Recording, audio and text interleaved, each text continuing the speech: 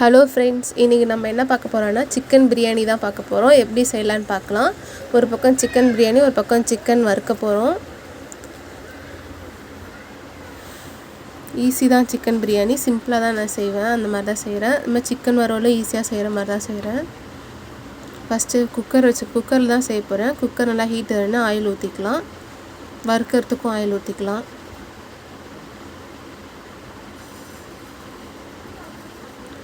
எண்ணெய் சூடு ஏறினோடனே நம்ம எடுத்து வச்சுக்கலாம். பட்டை கிராம்புலாம் நான் ஒரு டம்ளர் அரிசி தான் போட்டிருக்கேன். அதனால் கொஞ்சம் கொஞ்சம் எல்லாத்தையும் போட்டுக்கிறேன். இந்த பக்கம் வறுக்கிறதுக்கு ஆயில் ஹீட் ஏறினோடனே ஆனியனை போட்டு நல்லா பொன்னிறமாக வதக்கிக்கலாம். இது நல்லா கொஞ்சம் இதாகிடுச்சு. அதனால் புதினா போட்டுக்கலாம். ஃபஸ்ட்டு புதினா நல்லா எண்ணெயோடு கொஞ்சம் மிக்ஸ் ஆனோடனே ஆனியனையும் போட்டு நல்லா வதக்கி எடுத்துக்கலாம். உப்பு போட்டு தான் வதக்க போகிறோம். உப்பு போட்டு நல்லா வதக்கினா சீக்கிரமாக வதங்கிடும். அதனால் உப்பு போட்டு தான் வதக்க போகிறோம்.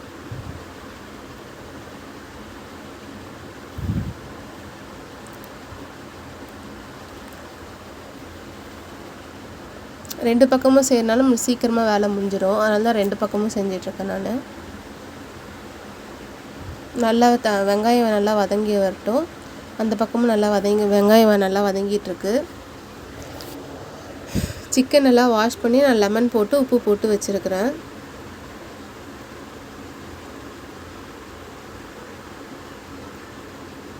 நல்லா வதக்கி விட்டுக்கலாம். இஞ்சி பூண்டு நான் தக்காளி கூடயே போட்டு அரைச்சி வச்சுருக்கேன். இப்போ நம்ம தக்காளி இஞ்சி பூண்டு எல்லாம் ஒன்றா தான் அரைச்சிருக்கோம். பிரியாணிக்கு பாதியை சேர்த்துக்கலாம்.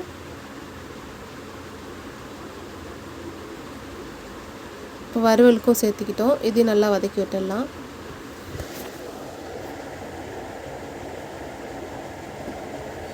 நல்லா தக்காளி வதங்கினதுக்கப்புறம் தான் நம்ம அடுத்தது சிக்கனை போடுவோம். நல்லா வதங்கட்டும் தக்காளி. எண்ணெய் பிரிஞ்சு வரும்போது உங்களுக்கு தக்காளி இஞ்சி பூண்டு வெங்காயம் எல்லாம் நல்லா வதங்கி வந்திருக்குன்னு அர்த்தம். அதனால் நல்லா வதக்கி விட்டுக்கலாம். வதக்கி விட்டுட்டு இப்போ நல்லா இது பண்ணிவிட்டு நம்ம சிக்கன் போட போகிறோம்.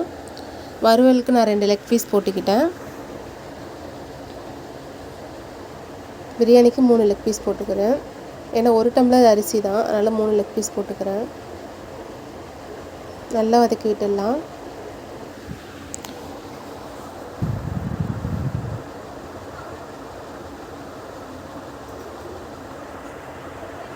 இப்போ பிரியாணி மசாலா ஒரு 1 ஸ்பூன் இல்லை 3/4 ஸ்பூன் வர அளவுக்கு போட்டுக்கலாம். ஏன்னா நான் 1 டம்ளர் அரிசினால கம்மியாக தான் யூஸ் பண்ணுறேன் எல்லாம்.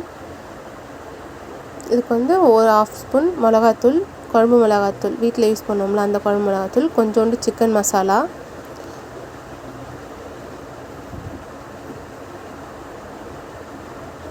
இதில் மிக்ஸி ஜார் காலி வச்சுருந்தோம் அந்த தனியாக ஆட் பண்ணிக்கிறோம். வறுவலுக்கு உருளைக்கிழங்கு ஒரு 2 அரிஞ்சு வச்சுருந்தேன், அதையும் ஆட் பண்ணிக்கிறேன்.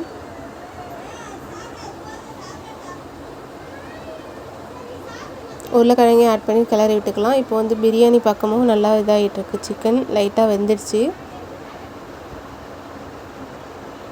மசாலா பாருங்கள் எப்படி ரெடி ஆகிருக்குன்ட்டு. இந்த பக்கமும் ரெடி ஆகிட்டே இருக்குது வறுவலும். அது நல்லா கிளறி விட்டுக்கலாம். நம்ம ட்ரையாக தான் எடுக்க போகிறோம். அதனால் நல்லா இதாகட்டும். மசாலா சுருண்டுட்டோம். இந்த பக்கம் பிரியாணிக்கு நம்ம நல்லா வதக்கி விட்டோம். சிக்கனும் ஒரு 1/2 இது நல்லா வெந்திருக்கும்.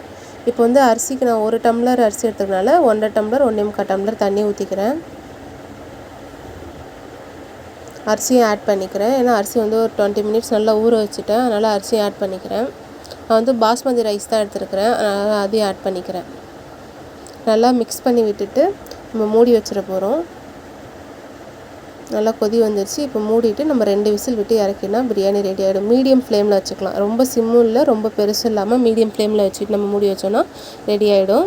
இந்த பக்கமும் கொஞ்சம் ரெடி ஆகிடுச்சு. நல்லா சுண்டி வந்துடுச்சு பாருங்கள் தண்ணி.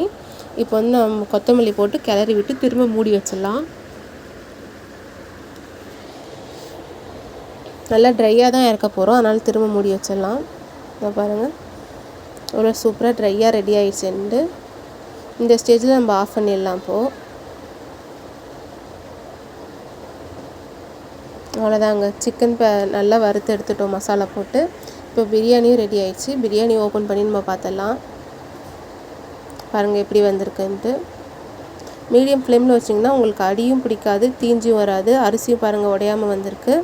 இப்போ நம்ம சாப்பாடு பரிமாறிடலாம்.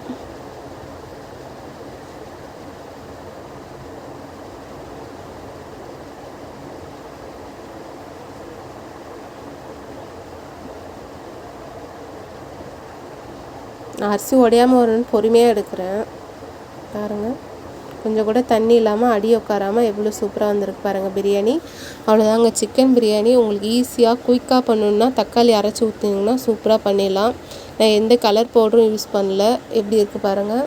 முட்டை அவிச்சு வச்சுருந்தேன், முட்டையும் வச்சுக்கலாம், வறுவலும் எடுத்து வச்சிடலாம். வறுவலும் உங்களுக்கு சிம்பிளாக பண்ணுற மாதிரி தான் இருக்கும், சீக்கிரமாக பண்ணிடலாம். அதுக்கு தான் நான் எவ்வளோ சிம்பிளாக பண்ண முடியுமோ அவ்வளோ சிம்பிளாக தான் பண்ணி காமிச்சிருக்கேன். பிரியாணி என் ஸ்டைலில் தான் பண்ணியிருக்கிறேன். ரொம்ப ஈஸியாக இருக்கும், ரொம்ப சூப்பராக டேஸ்ட்டாகவும் இருக்கும். Thank you friends. ஒரு தடவை ட்ரை பண்ணி பாருங்கள், சூப்பராக இருக்கும்.